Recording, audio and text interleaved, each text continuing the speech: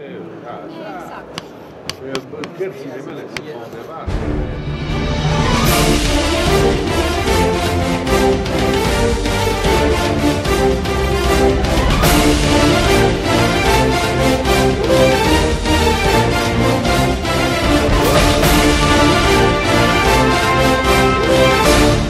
Noi turnăm un film și fiecare participant și vizitatorii e vedetă în filmul nostru.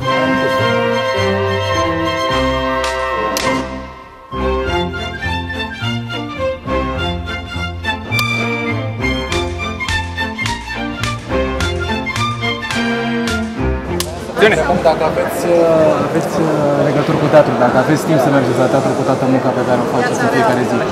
Din păcate, din ce în ce mai puțin.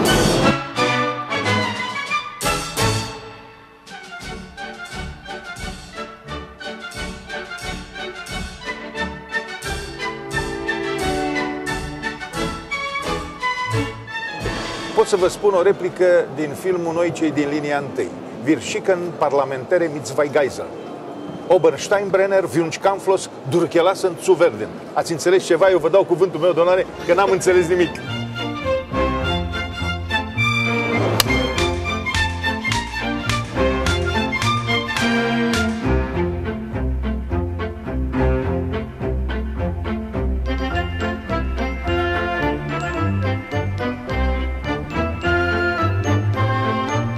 Am încrucișat sabia cu maestru Sergiu Nicolaescu.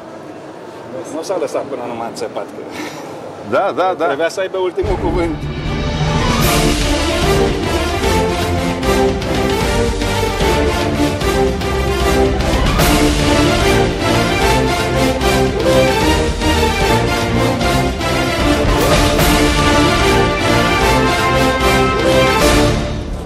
Sunt scuze de manevra la blocuri, la astea, nu știu ce să fac.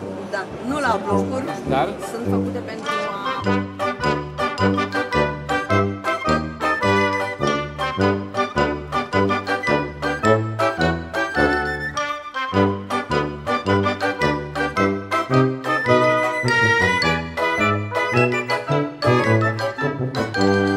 Da, așa la ceas, spuneți-mi așa pe limba noastră, că dacă... Ca să acționăm vanele.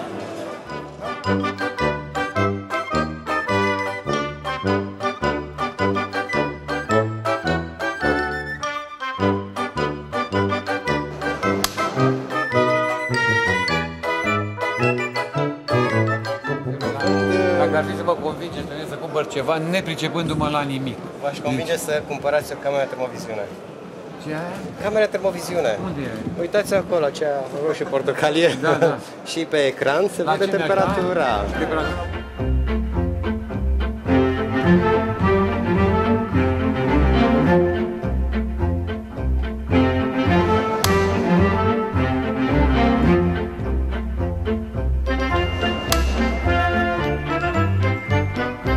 Da.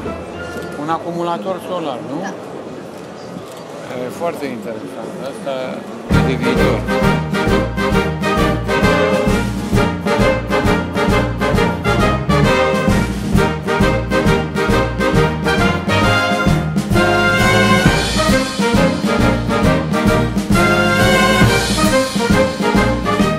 Pare bine de la Schneider Electric.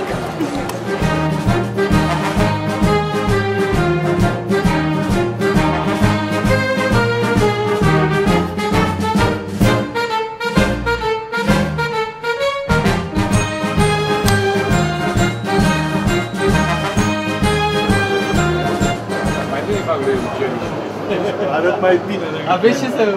Nu, da. E mai mustăcios.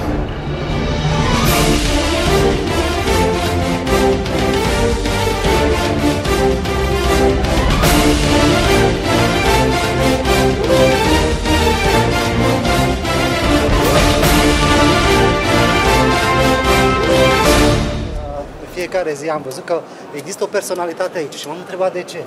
Zic, fără sufletul dumneavoastră, simpla dumneavoastră prezență, nu trebuie să fie ceva deosebit, dar simpla dumneavoastră prezență aici înseamnă mult pentru mine.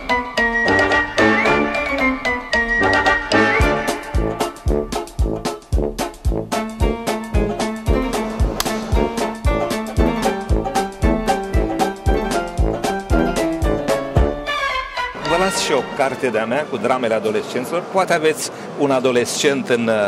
Sigur avem. Da? Păi cine să ne plătească și nouă pensiile?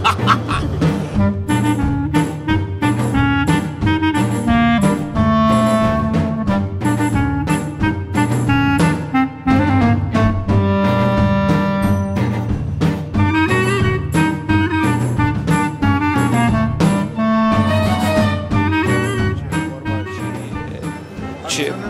Vane. Pentru? Vane, robineți. Pentru vane. Da. Bine să nu mai dai la roata de mână tot timpul până obosești, pe acționar electric, apeși pe buton și se închide, se deschide. Se închide singură, se deschide singură. Adică nu mai ai grijă că nu închizi dacă vreau să închid gura lui Horațiu, nu pot să o folosesc. Nu, dar n-ar fi bine.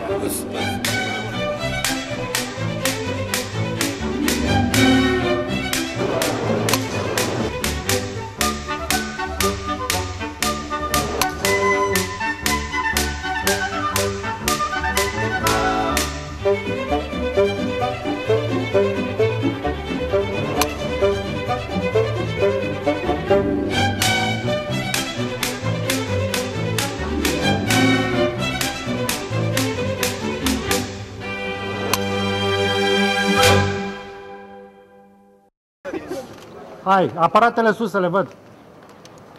Nu am. Mai sus un pic. Așa, mersi. Hai.